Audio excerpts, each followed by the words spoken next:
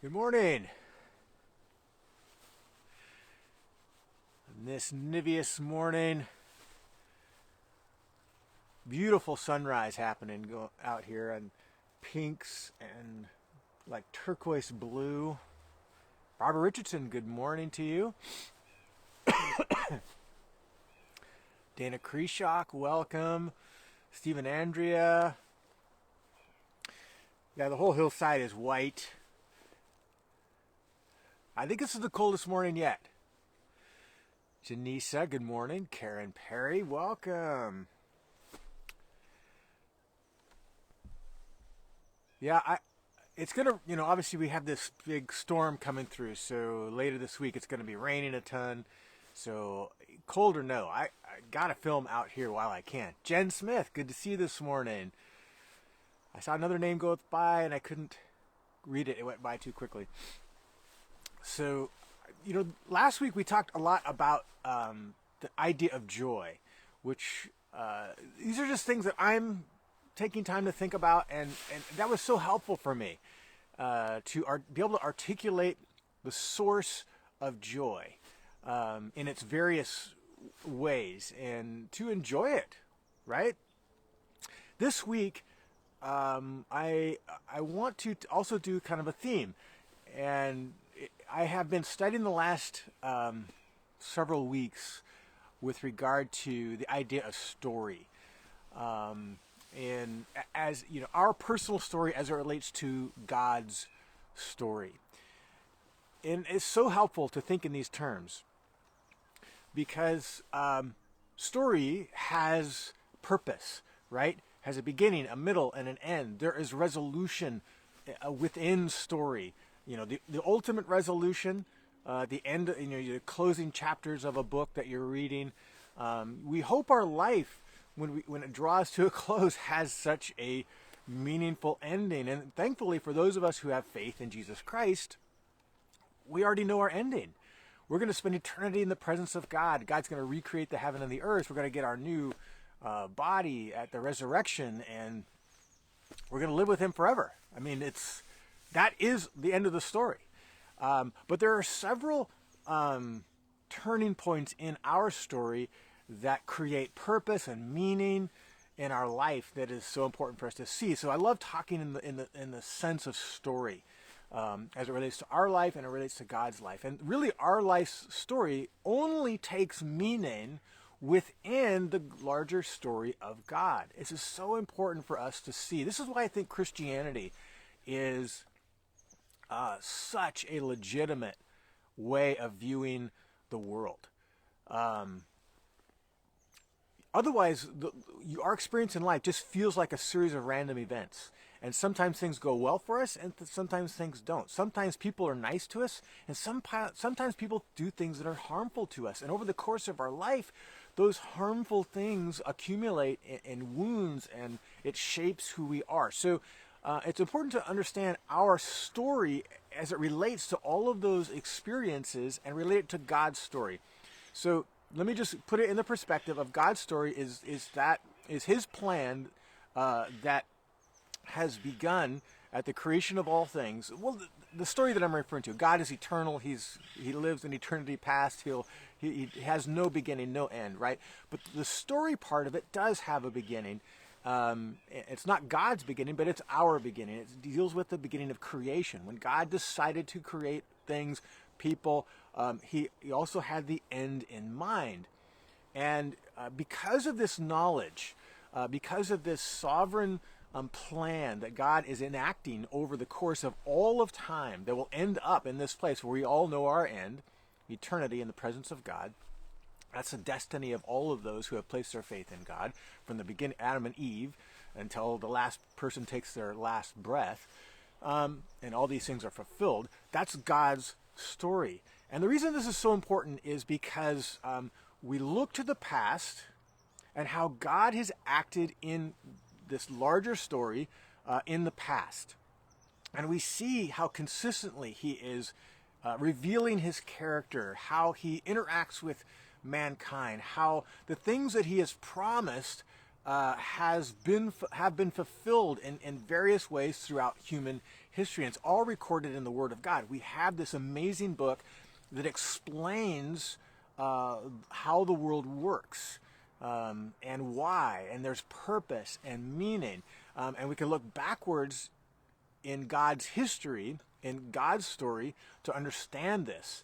And the reason this is so important to look back, and this what the Bible has done for us is to record for us from the opening days of creation till now, till the fulfillment of one of the greatest purposes of God in sending His Son Jesus, why we're celebrating Christmas, right?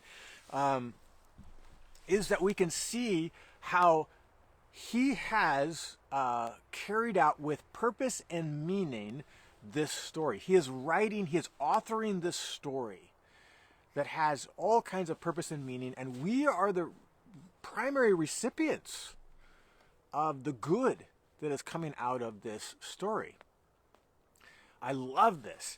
And the greatest thing about it, that we know it's not just a series of random events, is that God has foretold much of His story to us already. And what we can see in hindsight is, just as He said it would happen, it happened.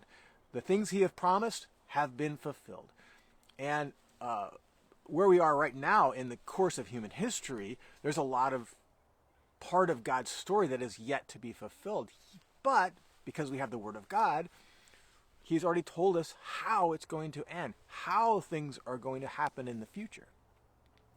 And so because of this foreknowledge, we know that as the world turns, things are happening with purpose. It just gives purpose to everything. It's happening toward a desired goal. This is the story of God. I love I love using that term, because we don't have to see the world as this ambivalent ball hanging in the universe, spinning, another trip around the sun, and everything's meaningless and random, and we can't understand it. We can actually see it with meaning and purpose, because there's plot points, there's climactic moments, there's pain, there's loss, there's redemption.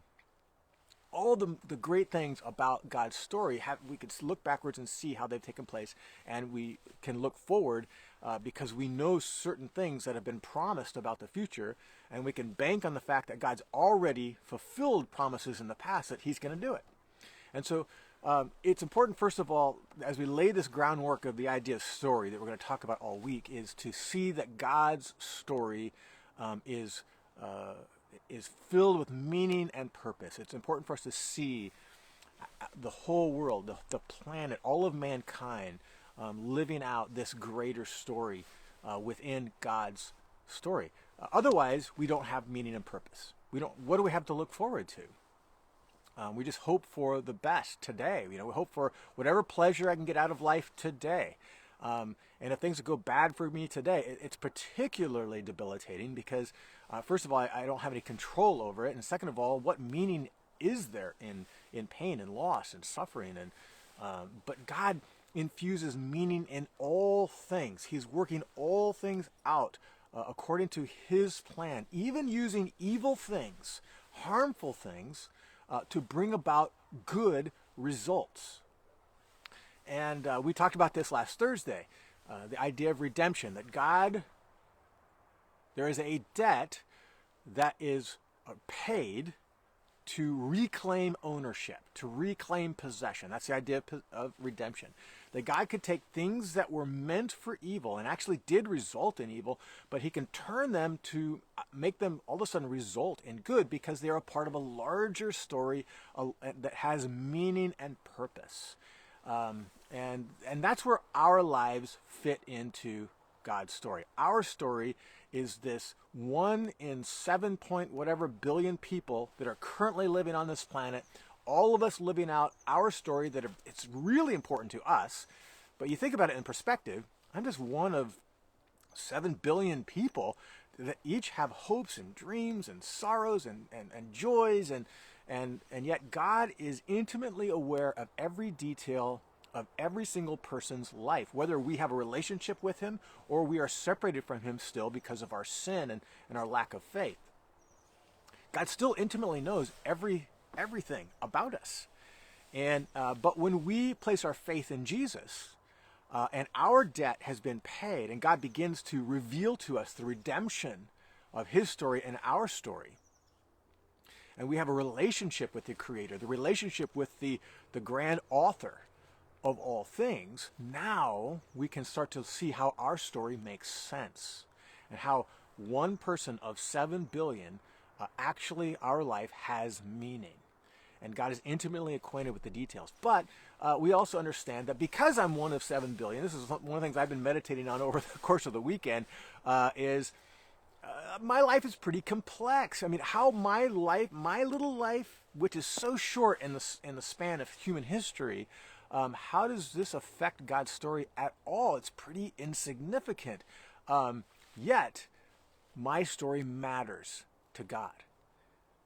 My life, every moment of, not just the span of my life, but every moment of my life matters to God. The Bible tells us in many ways how intimately acquainted God is with every moment of our life, every thought, every word, the number of hairs on our head, everything we experience. God is there interacting with us. This is, if anything, this should expand our view of God and how powerful and sovereign and amazing our God is, that he can work all things out according to his plan, yet be intimately acquainted with the smallest minute detail, and those details matter to God. God uses those experiences, uses those details in our life to reveal himself, to shape us, as our story, our little tiny story, unfolds in dramatic time according to us. You know, my little 70 to 90 years on this planet in little Amador County, it matters. And God, and as it unfolds and meaning comes out of it, I see how it relates and fits into God's story. But because it's so complex and my part is so small, I can't always wrap my mind around the particulars. I said this on Sunday. And so much of it feels mysterious. So why did this happen? And what purpose is this? And how come, my life is the way it is, or my relationships or the way I'm made, my temperament or whatever. Some of these complexities are mysterious to us, and in real time, it's hard for us to understand. Sometimes we need many years of hindsight to see how something has worked for the good. It was actually what was, maybe I look back on, I'm like, oh, that was a painful memory. But actually I could see how it affects me in the present in a way that makes me compassionate. It's resulting in good. And it's shaped a part of my story that makes me who I am, that I can contribute to the world and the people around me, my family, my friends, and other people within my sphere of influence in a good way. And so that's what we're going to talk about this week, is the wonder of God's story, and how our little story fits in God's story to bring meaning to life, to my life, to your life, as it fits into this greater scheme of God, as he's bringing about all things to the conclusion of his glory and our redemption, our ultimate salvation of seeing him face to face, having sin and the consequences of sin completely removed from our human experience. So I didn't even quote any Bible verses today. I was speaking in big terms, right? So anyway, I'm looking forward to it. Let's dive in this week talking about story, God's story, and how our story fits into him. We talked about it last week a little bit with regard to the transcendent mindset, that there's a bigger plot points going on besides just our momentary experience. So this all kind of fits. There's joy. We're still going to kind of talk about joy. It's hopefully going to result in joy as we talk about it. but we're diving a little bit deeper in talking about our story. So, Lord bless you today. Understand that your life has meaning, and all the world events that we don't have any control over actually has meaning. It's part of a larger story of God that ultimately we will enjoy with Him for all of eternity. So, Lord bless you today. Looking forward to this week, heading toward Christmas, and we'll see you again tomorrow morning.